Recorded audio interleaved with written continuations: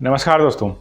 आज के इस वीडियो में हम चर्चा करेंगे रेनबो के दूसरे पार्ट के बारे में, जिसका टाइटल है द होली गंगा। दोस्तों, जैसा कि हम जानते हैं, जो गंगा नदी है हमारे हिमालय की जो पर्वत श्रेणियाँ हैं वहाँ से प्रवाहित होती है और समुद्र में जाके जहाँ वो मिलती है उसको गंगा सागर कहते हैं। और इसका उद्गम जो है गौमुख नामक स्थान से होता है। वही गंगा का जो जीवन वृत्तांत है या उनकी जो जर्नी है, कहाँ से वो स्टार्ट होते हैं और कहाँ पे जाके उनका मिलन जो है सागर के साथ होता है, वही सब इसमें चर्चा की गई है। इसके बारे में हम पढ़ते हैं और आज के वीडियो में हम रीडिंग भी करेंगे, साथ ही साथ उसका अर्थ भी बताते चलेंगे। चलिए शुरू करते हैं। The Ganga is our national river. जो गंगा है वो हमारी राष्ट्रीय नदी है। It is one of the world heritage. ये जो विश्व विरासत यानी कि जो बहुत प्राचीन समय से या हमारे पूर्वजों से जो चीज़ हमें प्राप्त हुई उसको हम विरासत कहते हैं, जिसको इंग्लिश में हेरिटेज कहते हैं। तो ये जो नदी है, ये जो गंगा नदी है, जो हमारी विश्व की कुछ विरासत जिनको चुना गया है उनमें से एक है ये। The Ganga is the life line of the India.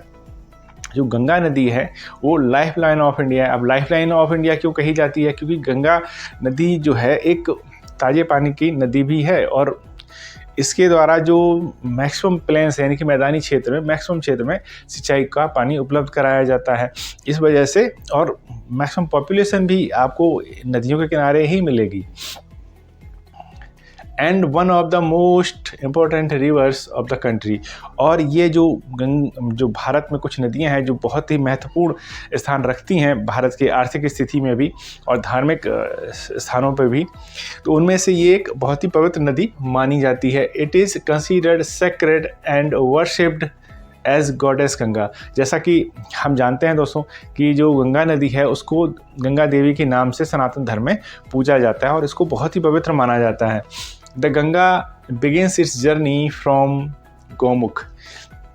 पर्वतीय श्रेणी यानी कि हिमालय की जो पर्वतीय श्रेणियां हैं वहाँ एक स्थान है गौमुख, वहाँ से गंगा नदी की जो है जर्नी वो प्रारंभ होती है। साथ ही Gaumukh is a cave made of ice in the Himalayas. Himalaya में जो गौमुख जगह है वो एक असल में एक आइस का केव है, एक गुफा है, जहाँ से वो शुरुआत होती है, जहाँ से वो बहकर बनती हैं। The ice melts. जो आइस है, आइस की जो गुफा है वो धीरे धीरे पिघलती है और वो क्या होता है, and the water flows out as a tiny streams. और जो बर्फ़ के बहने से जो छोटी छोटी धाराएं बनती हैं वो नीचे की तरफ बहना शुरू कर देती हैं, यानी कि पर्वतीय क्षेत्र से नीचे की तरफ आएंगी, यानी कि मैदान की तरफ जो उनका आना शुरू होता है। The ice as the Ganga flows down. जैसे जैसे गंगा नीचे की तरफ बहती है तो क्या होता है, down the mountains more and more little streams joins her. जैसे जैसे गंगा गौमुख से नीचे की तरफ बहती है तो पर्वत श्रेणियों में और भी जो आइस है वहाँ से भी छोटी छोटी धाराएं बह के आती हैं और इस जो गंगा की धारा है उसमें मिलती हैं, जिससे उससे क्या होता है कि वहाँ पानी की मात्रा बढ़ती है। पानी की मात्रा बढ़ने से क्या होगा, धीरे धीरे वहाँ जो है तीव्रता आती जाएगी उनकी स्पीड में। लिटिल स्ट्रीम्स जॉइंस हर दस the Ganga becomes bigger and bigger. और भी छोटी छोटी धाराओं के यानी कि और भी पानी के मिलने से जो गंगा की धारा है वो और तेज हो जाती है और बड़ी भी हो जाती है। It flows down the mountains very fast. फिर जैसे ही पानी की मात्रा बढ़ती है तो इसकी स्पीड भी बढ़ जाती है, क्योंकि ऊंचाई से नीचे की तरफ जाने के लिए एक तो ढाल बन रहा है और उसी पानी की मात्रा भी बढ़ रही है, तो इसकी स्पीड बहुत तेज़ी से बढ़ती है। It becomes wider and wider as it reach the plains. और जैसे ही ये मैदान में प्रवेश करती है इसका जो धारा प्रवाह है वो एक वाइडर, एक बड़े से चौड़े क्षेत्र में फैलता चला जाता है। It reach the plains at Haridwar. तो दोस्तों, ये जब प्लेन्स में यानी कि मैदानी क्षेत्र में आती है तो सबसे पहले जो प्लेन्स एरिया शुरू होता है वहाँ हरिद्वार है। वहाँ पे हरिद्वार जो है, जहाँ हर की पेड़ी वगैरह है, वो एरिया हरिद्वार के नाम से जाना जाता है। इन द प्लेन्स यानी कि मैदानी क्षेत्रों में it flows through many villages and towns of India. यानी कि जब ये मैदान में आती है तो उस जगह का प्रारंभ हरिद्वार से होता है और उसके साथ ही जैसे ये मैदान में आती है उसके बाद ये कई गाँवों, शहरों और कई कस्बों से होकर आगे बढ़ती है। On both the sides of the river Ganga there are green fields, यानी कि गंगा के दोनों तरफ गंगा बहती हुई जा रही है तो दोनों तरफ हरे फील्ड मिलते हैं, यानी कि बहुत हरा मैदानी क्षेत्र उपलब्ध है। आप समझ सकते हैं, सीधी सी बात है, अगर पानी उपलब्ध होगा तो हरा मैदानी क्षेत्र उपलब्ध हो ही जाएगा। Many other rivers join the Ganga, इसके साथ साथ जैसे जैसे गंगा मैदानी क्षेत्र में आगे बढ़ती है तो बहुत छोटी छोटी नदियां हैं जो गंगा जी में मिल जाती हैं आके, जैसे कुछ आगे भी बताया गया है।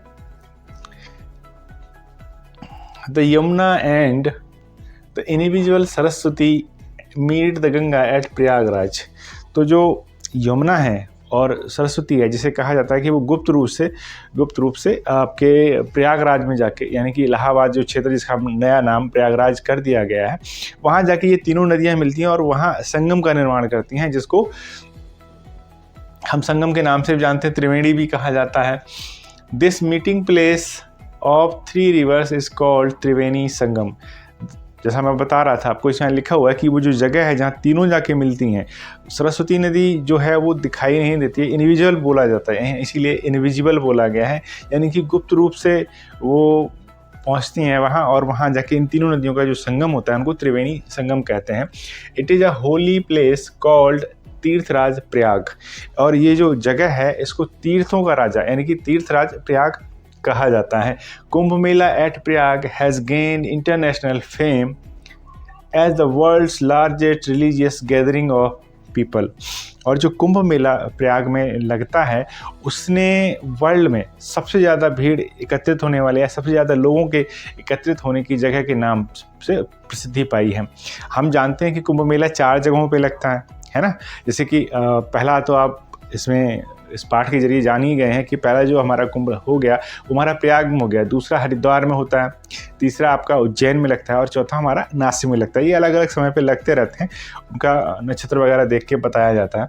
Many Hindus believe that taking a holy dip in the Ganga can purify a person's soul of all past sins. तो दोस्तों, जैसा कि सनातन धर्म में विश्वास करते हैं, जो गंगा नदी है वो एक पवित्र नदी है और इसमें इनको गॉडेस गंगा के नाम से भी, यानी कि देवी गंगा के नाम से पूजा भी जाता है। तो ये विश्वास किया जाता है कि अगर आप गंगा नदी में स्नान करते हैं और या वहाँ डुबकी लगाते हैं तो आपके जो पिछले कर्म हैं, यानी कि जो भी आपने पाप किए हुए हैं, वो सारे के सारे आप ख़त्म हो जाते हैं और आप अपने आप को प्योरीफाई कर पाते हैं। After passing through many big cities the Ganga flows towards the sea. Gaumukh से अपनी यात्रा को प्रारंभ करते हुए गंगा बहुत छोटे बड़े शहरों, कस्बों, गांवों से गुजरती हुई धीरे धीरे अपने गंतव्य स्थान यानी कि सागर तक पहुंचती है। और ये जो लॉन्ग जर्नी है, as it reach closer to the sea, और जैसे जैसे ये सागर के नज़दीक पहुंचती है तो क्या होता है, its speed becomes slower and finally it merges into the sea। पर्वतीय क्षेत्र ऊंचा है, वहाँ से धीरे धीरे बहती हुई जब मैदानी क्षेत्र में आती है तब भी समंदर से काफ़ी ऊंचा रहता है, लेकिन बाद में क्या होता है, जैसे जैसे ये ऊंचाई से नीचाई की तरफ आती है, समंदर की तरफ जाती है, तो धीरे धीरे जब समंदर और इसके बीच की दूरी यानी कि जो ऊंचाई है ज़्यादा ना रहने की वजह से तो इसकी स्पीड बहुत स्लो हो जाती है।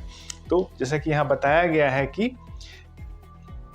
Its speed becomes slower and finally, और यहाँ जाके जहाँ इसकी जो मिलती है गंगा सागर से, वहाँ इसकी स्पीड बहुत स्लो हो जाती है और यहीं पे ये जो धाराएं हैं कई हिस्सों में बढ़ती हैं, एक डेल्टा बनाती हैं जहाँ सुंदरबन पाए जाते हैं। The Ganga's long journey from high up in the mountains ends at the bay of Bengal. Bharat के नक्शे में देखेंगे साउथ और ईस्ट साइड में हमारा बे ऑफ बंगाल है, आपकी नॉर्थ साइड से गंगा जी प्रवाहित होते हुए पहुंचती हैं आपकी बे ऑफ बंगाल की खाड़ी में, वहाँ जाके समाहित होती हैं सागर में, और वहीं ये छोटी छोटी धाराओं में बट जाती हैं और वहाँ एक डेल्टा का निर्माण करती हैं जहाँ पे दलदली भूमि होती है और वहाँ जो जंगल पाए जाते हैं उनको सुंदरबन का जंगल भी कहते हैं। This place where the Ganga joins the sea called the Ganga Sagar, और यह स्थान जहाँ पे गंगा नदी जाके सागर से मिलती है, यानी कि बंगाल की खाड़ी में जिस जगह पे ये सागर में जाके प्रवाहित हो जाती हैं, समाप्त हो जाती हैं, उस जगह को गंगा सागर कहते हैं। और ये भी एक तीर्थ स्थान है जहाँ बहुत सारे लोग जाते हैं और जाना पसंद भी करते हैं। दोस्तों ये पाठ था जो हमने पढ़ा कि गंगा जी कहाँ से उनका उद्गम होता है और अपनी यात्रा को बहुत सारे शहर कस्बों से पूरा करते हुए वो जाके अपने गंतव्य स्थान तक पहुंचती हैं। और ये पूरी लंबाई में, अपनी पूरी यात्रा में ये जो दूरी तय करती हैं वो लगभग 2525 किलोमीटर के आसपास होती है। और जैसा कि आजकल हम देख रहे हैं बहुत ज़्यादा पॉल्यूशन भी हो रहा है, तो ये बहुत सुंदर मैसेज पाठ के अंत में दिया गया है, गंगाज प्योरिटी इज़ आवर रेस्पॉन्सिबिलिटी। दोस्तों सनातन धर्म में कहा गया है कि गंगा में आप डुबकी लगाइए, गंगा में नहाइए तो आपके पाप धुल जाएंगे। लेकिन हमारे पाप तो धुल गए, गंगा जो गंदी हो रही है, जो मैली हो रही है, उसका क्या, उससे कौन साफ करेगा? तो मैसेज कहता है, मैसेज के जरिए पाठ में बताया गया कि गंगा को साफ रखने का, गंगा को प्योर करने का जो जिम्मा है, जो जिम्मेदारी है, रेस्पॉन्सिबिलिटी है, वो हमारे हिस्से आती है। हमें भी छोटी छोटी सावधानियाँ रखनी चाहिए। हमें गंदे पानी को, जो नाले हैं, केमिकल्स वगैरह जो फैक्ट्रियों से आते हैं, उनको गंगा नदी में मिलने से बचाना चाहिए। कुछ अलग इंतज़ाम करना चाहिए। हमारी जो कुछ सामग्री है, जो पूजा सामग्री है, उसको भी तुरंत ही ना उसमें डाल दें, वो भी एक चीज़ गलत हो जाती है, या फिर उसके दूसरे तरीके हो सकते हैं। अब अगर आप उनको प्रवाहित करते भी हो तो उससे कोई नुकसान नहीं हो रहा है, लेकिन अगर आप पॉलीथीन में भर के डालते हो तो पॉलीथीन के अंदर वो, आप समझ सकते हैं कि पॉलीथीन जो है वो कई सालों तक डिस्पोज नहीं हो पाता है, तो वो चीज़ उसके अंदर सड़ती गलती रहती है और वो कहीं ना कहीं गंगा के पानी को डिस्ट्रॉय करती है। तो इस चीज़ को हमें समझना चाहिए। और बहुत सारे जो तरीके हैं उनको हम आजमा सकते हैं। समय समय पर सरकार हमें बताती रहती है कि हमें क्या करना चाहिए। सरकार भी अपना प्रयास कर रही है, हमें अपने हिस्से का प्रयास करना चाहिए। तो इन्हीं शब्दों के साथ धन्यवाद। अगर आपको हमारी क्लासेस पसंद आ रही हैं तो please like, share and subscribe. Thank you.